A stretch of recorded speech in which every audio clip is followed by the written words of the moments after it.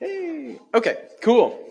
So yeah, uh, welcome to our last lecture here of this introduction to logic. As I said, the kind of aim for this lecture is going to be broadly administrative and then some little tiny bits about where maybe if you're interested in formal logic or the logical machinery that we've developed, what might you do next? So that's kind of the plan. Some admin stuff. There's time for review of sorts. I'll talk a little bit about that. Um, Talk a little bit about where to go next, and then yeah, we'll finish up. We can stop the recording. We'll do any kind of review stuff afterwards. So that's the kind of plan. Let's start with the admin, the super exciting admin. So we've got our exam. The exam is going to be on, is it the 13th, I believe? Can everyone, do you guys have that in your schedule? Do you see when the exam is? So maybe the first thing to say is, please do make sure you are registered for the exam. Much like with the midterm, you have to register for it. It's not the end of the world if you aren't, though it's always a problem, right? So it's nicer if you are, then there's no real headaches. So I thought I would remind you about how your grade for this course is determined. We've covered this a bunch, but I'll go through it quick. Remember, I don't really care where you get your points from. There's 100 points total kind of going. And there's 3 sub-scores, if you like, that added up will give us your score out of 100. The first one is your homework assignments. Here I'm going to take your top 10 scores out of, I think there's been 13 assignments or 12 assignments. So you can skip a couple or get ones on a couple. Basically, you've got plenty of time and opportunity to get 20 out of 20 there. Also want to emphasize you have time if you want to resit your homework. That is, just redo it to get the full points. You have up until the day of the final exam reset, which I believe is on the 23rd of January. So I'll make an announcement about it. You'll get an email, but there's plenty of time. You should definitely get 20 out of 20. Just do the last bit of homework that you're missing, if you're missing any. Then there's the midterm, right? You've got a score. We did this already. Got a score out of 40. And there's the final exam. The final exam is also worth 40 points. I'm going to get your grade by adding those up, dividing by 10, and then rounding to the nearest 0.5. That's, right, again, stuff we've done already. So nothing new here. So let's talk about the structure of the final exam. Hopefully, did everyone see, has everyone already seen the kind of practice exam that's been uploaded? There are also some other ones. So the structure of the exam is fairly straightforward. Again, excuse me. We have, first section is just some definitions. These are going to be just on concepts we've talked about in the second half of the course. Except for one. You know the very first question. What's the first question going to be? It's the definition of validity, right? It's the definition of validity. It's guaranteed. The rest are then going to be defining some of the stuff that we've talked about, or notions we've defined in the second half of the course. So there's 4 of those. Then there's 4 kind of set theory operations. So I'll give you some sets and ask you to do things like, oh, tell me their union. Tell me their intersection. What's the difference of this one from this one? What's the power set of the first one? That kind of thing. So stuff that we did a few weeks ago, right? Basically, in that kind of way. Then the rest of it is all natural deduction. Basically building proofs, right? The stuff that we've been spending so long and so many tutorials talking through. It's worth noting that every natural deduction proof is worth 2 points. And the reason it's worth 2 points is I want some kind of wiggle room, right? Even if you get it wrong or you don't do it correctly, if you still make some good steps along the way, then there's room for a point or half a point or things along these lines. Clear? Notably, I have, so there's 7, just here, prove these for me. There's 4 TFL ones, 3 FOL ones. And then for all the rest, there's 1 FOL and 1 TFL case. So I'm going to ask you to do some provable equivalence. Note that these questions are worth twice as much. They're worth twice as much because you've got to do two proofs for each question. Prove me that some sentences are jointly contrary. And then finally, the last section, right, is some kind of substantive proofs. Now, substantive here is in shutter quotes because it doesn't necessarily mean that they're massively long. In fact, I don't think any of the proofs we're doing are going to be longer than, certainly not longer than 20 lines. I think most of them aren't even longer than 12 or 15 lines. But they're a little more complicated. The last ones, there were 3 points each, and they're, again, a little harder. Not backbreakingly, not crazy. We'll certainly have covered ones of the same difficulty in the tutorials, and you'll have done it in the homework. And then, of course, maybe there's some bonus questions at the end. We don't talk about those. Basic structure clear? Any questions on the structure?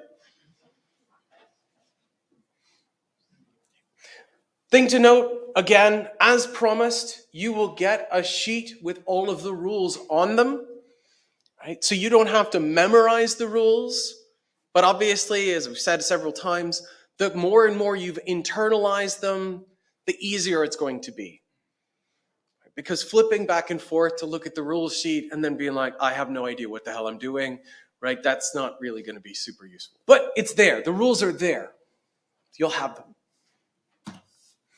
So I guess the kind of thing that I wanted to do next was basically, again, kind of review is really the wrong term, but really look backwards over what we've done.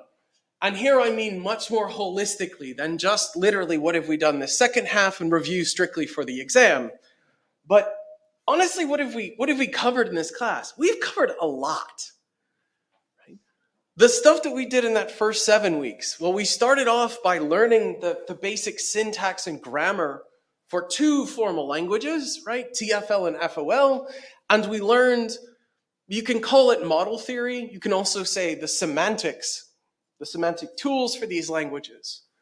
And just as a little secret between friends, what we did in the first 7 weeks is what most logic classes do for the whole semester. So good on you guys for doing that so quickly and so well. Yeah, genuinely, be proud of yourself. Then in the second half, right, we kind of shifted. So we had our palette cleanser with some basic set theory, just to kind of, again, familiarize yourselves with the notions and the notations. And then we moved to this sort of natural deduction, or if we're being a little bit fancier, proof theory. Right? And this is fairly complex stuff, especially if you've never done anything like proofs before. So I think you really genuinely should be quite proud to have gotten as far as you have, right? This stuff can be quite difficult. And we've done really, really, really well. So great job. Really nice, guys. Very happy. Right? Of course, all of this is really lovely and good, but I imagine many of you are like, yeah, shut the fuck up, tell me how to prepare for the exam, right? So a couple quick things about literally more pragmatic review. So how to best prepare for the exam? The most obvious one is to work through the practice exam. Right? Notably, there's also older practice exams. So I think there's one from like 2020, 2021, 2022, and the one for this year. So you've got lots and lots. I will upload solutions for the current practice exam. I think there might already be solutions for the other ones. If not, let me know, and I can upload some sample solutions for those ones as well. Okay. Notably, there's also lots of exercises we didn't do in the book.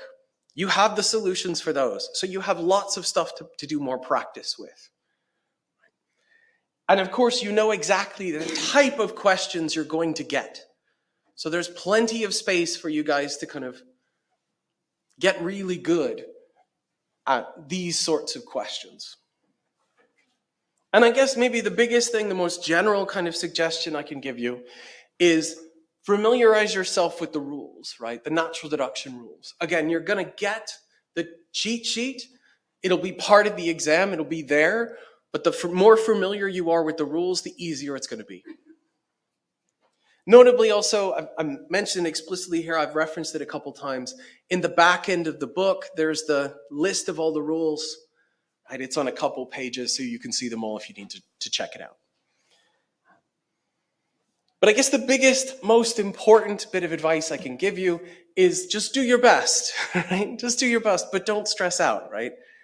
Obviously, I want you to do really well, but this is just a logic exam, right? It's not going to determine the structure or your fate, right? I want you to do well, but it's just a test. It's just a fucking test, right? It's fine. We're going to be fine.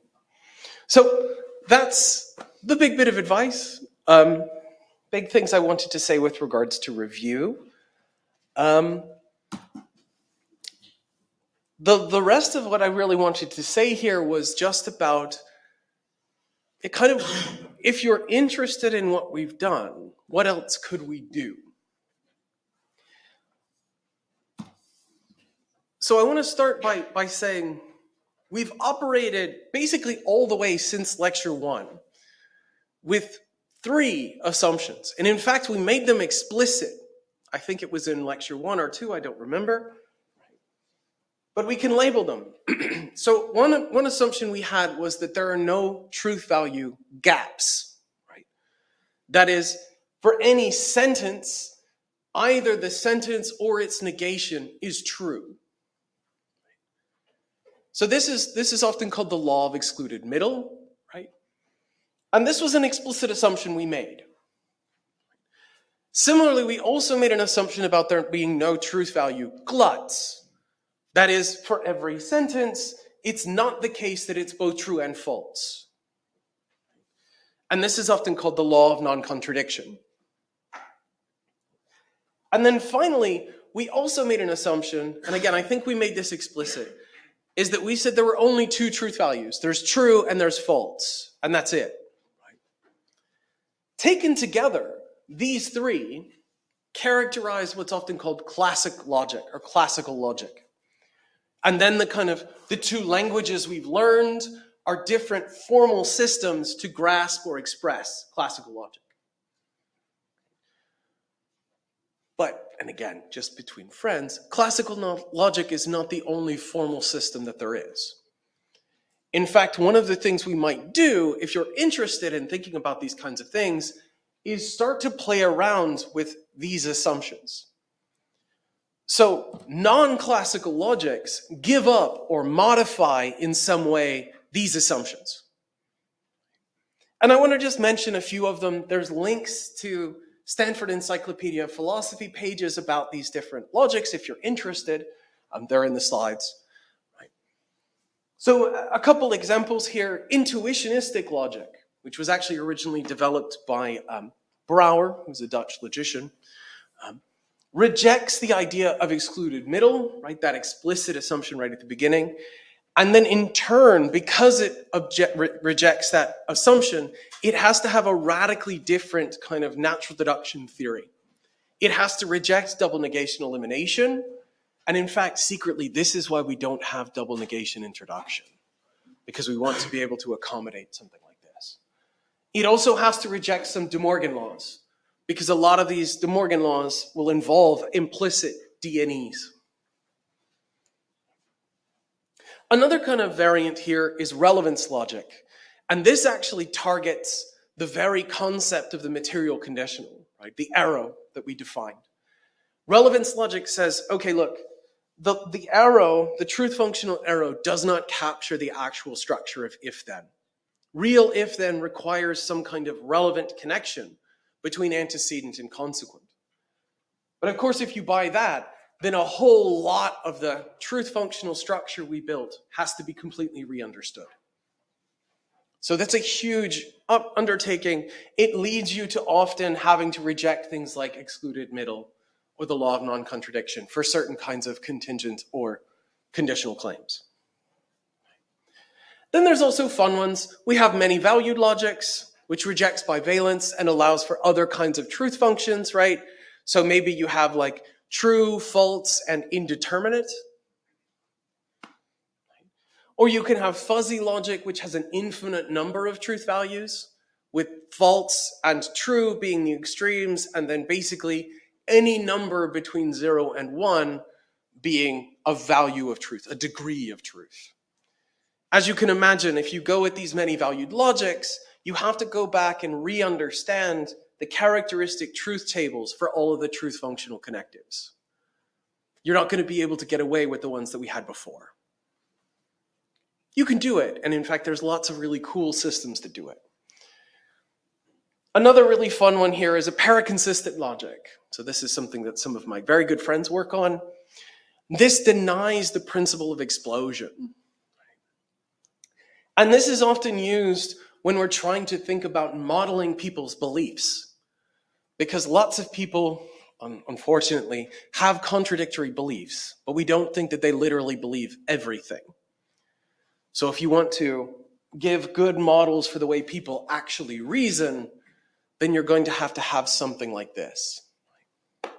Drop explosion. It's something again. Again, I'm just sort of telling you about these because I think they're super fun. Not I'm going to examine you or anything on it. Notably, we've also ignored or radically simplified a whole bunch of natural language statements that, strictly speaking, our system just simply can't capture. As a really easy example, just think about how would you formalize a question? It doesn't even make sense. We can't formally capture anything like a question in our two logical systems because questions don't seem to be the sort of thing that can be true or false. It seems inappropriate to talk about the question being true, right? It might be a good question or a relevant question, but it's not like it's got a true or false content. So one of the ways that you can extend logic, classical logic, keep those assumptions, but go further, is by add non-truth functional operators. Remember, all of the core operators we have, they're truth functional, right? The truth value of the sentences featuring them is determined entirely by the truth values of the constituent parts. Well, you might have some more other stuff, right? Easy ones here. Our formal systems don't capture tense. How would we talk about it will rain, Socrates was alive, or I'm currently hungover, right? These kinds of things that seem tensed. FOL, TFL are not prepared to be able to capture that. You'd need non-truth functional connectives to talk about is, was, or will be the case. And the same thing for deontic or epistemic logics. Deontic is having to do with kind of normative claims, you ought to or you should. And deontic or epistemic then is knows or believes. We can have operators for these kinds of things. The big ones here, though, are modal logics. Modal logics are designed specifically to capture possibility and necessity claims. Claims about what could be or what must be the case. And they add two operators, the diamond and the box. And they use possible world semantics to understand these. So they're non-truth functional operators. This is really cool stuff. If anyone is interested, I've got lots and lots to share with you about it. And again, I'm really just kind of mentioning this to say like, hey, if you're interested, here's some cool stuff. So last two to mention here, things that I in particular am very interested in. So one area of logic, or one area that we might apply our logical systems to, are things like truth and fiction. So I mentioned to a few people earlier, right now I'm currently hosting, obviously not right now, but just one floor above us, a workshop where we're thinking about philosophy of fiction. And one of the big talks here is how can we understand what's true in a fiction? Well, truth in fiction isn't the same as raw truth, right? Harry Potter is a wizard is true in the Harry Potter stories, but it's not actually true because Harry don't exist and there ain't no wizards. So we can introduce this non-truth functional It's a fancy F, right? And the fancy F is basically a way to say it's true in fiction named, the blah, blah, blah. And there's some interesting questions then about what goes on inside that operator. So in particular, there's a lot of fun questions here about truth value gaps within fiction or truth value gluts within fiction. So my favorite example of a truth value gap, has everyone seen the first Blade Runner? The one before Ryan Gosling? Right. So the first Blade Runner, the core part of that movie is you are not supposed to settle the question of whether Deckard is a replicant or a human. The whole point of the movie is that you're supposed to be left asking that question. It's a truth value gap.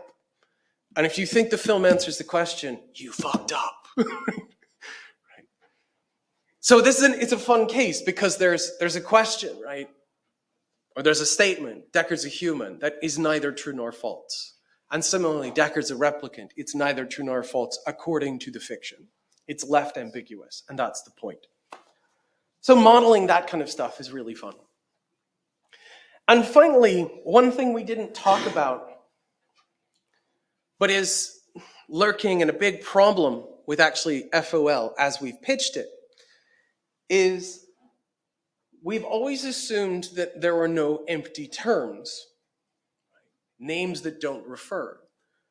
But it seems if we think about natural language, there are empty terms, right? Like, I don't want to ruin people's childhoods, right? But Santa doesn't exist. Looks like a true sentence, right? Which means that Santa is an empty singular term. It's an empty proper name. But if it's an empty proper name, how then does Santa doesn't exist make any sense at all? It seems like I'm basically saying, doesn't exist. I'm not actually expressing anything because it doesn't pick anything out. The name Santa fails to refer. So there's a whole slew of what we call free logics that are designed to capture this oddity. Again, fun stuff. If you're interested in it, there are some links to kind of look at things. But that's really just kind of fun things if you're interested thinking about this in the future. Again, none of that is anything that I'm going to examine you on. It's just, hey, go look at this fun logic stuff. It's cool. So the last little bit that I have here is just a few kind of wrap-up points. So I guess the big thing is, thank you all very much for participating. I've really enjoyed teaching this class. It's always super fun to do. Very much enjoyed the lectures, very much enjoyed our 10 billion tutorials that we've had. It's super nice. And I hope that you've had fun with it too. Maybe even learned something along the way. I guess the last two things I want to say, the penultimate one, well, there's three things I want to say. The almost final one is please do fill out the evaluation form for the course. It's supposed to be available today. It is not because somebody screwed up. It'll be available on the 1st of December, so I believe on Friday. I'll send you an email about it. You'll also be able to use this QR code when it goes live, but right now it's going to just take you to the Evalualytics webpage and it's not going to be there.